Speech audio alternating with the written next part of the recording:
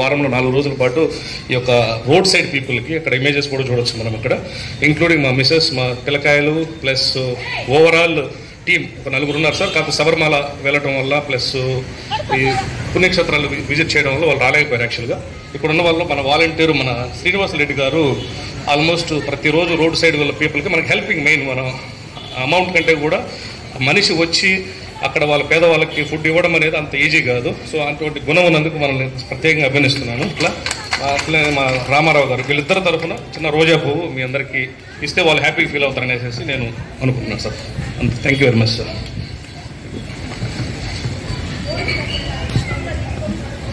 మౌనంగానే ఎదగమని మొక్క నీకు చెబుతుంది, ఎదిగిన కొద్దీ ఒదగమని అర్థమందులో ఉంది.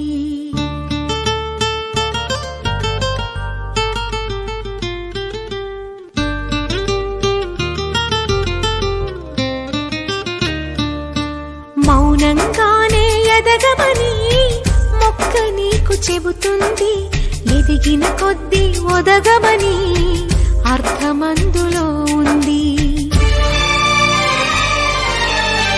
అపజయాలు కలిగిన చోటే గెలుపు పిలుపు వినిపిస్తుంది, ఆకులన్నీ రాలిన చోటే కొత్త చిగురు కనిపిస్తుంది. మౌనంగానే ఎదగమని మొక్క నీకు చెబుతుంది, ఎదిగిన కొద్దీ ఒదగమని అర్థమందులో ఉంది. అపజయాలు కలిగిన చోటే గెలుపు పిలుపు వినిపిస్తుంది, ఆకులన్నీ రాలిన చోటే కొత్త చిగురు కనిపిస్తుంది.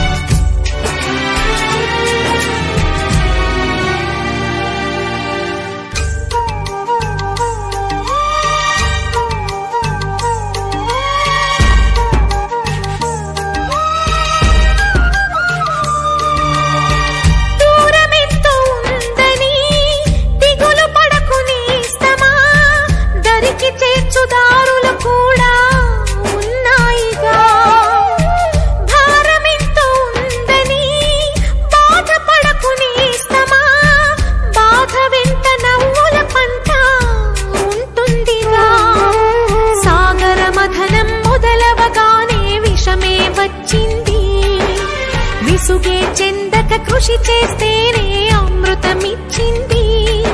అవరోధాల దీవుల్లో ఆనంద నిధి ఉన్నది, కష్టాల వారధి దాటిన వారికి సొంతమవుతుంది. తెలుసుకుంటే సత్యమిది, తలచుకుంటే సాధ్యమిది. మౌనంగానే ఎదగమని మొక్క నీకు చెబుతుంది, ఎదిగిన కొద్దీ ఒదగమని అర్థమందులో ఉంది.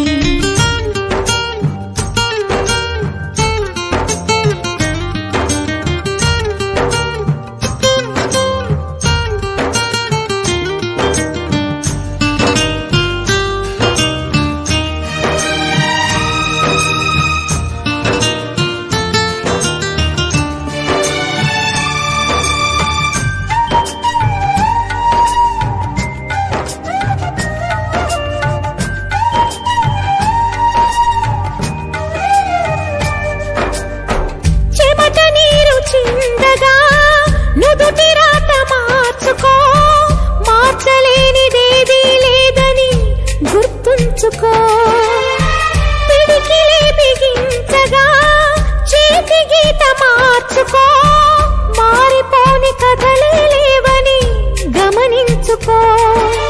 తోచినట్టుగా అందరి రాతను బ్రహ్మే రాస్తాడు, నచ్చినట్టుగా నీ తల రాతను నువ్వే రాయాలి. నీ ధైర్యాన్ని దర్శించి దైవాలే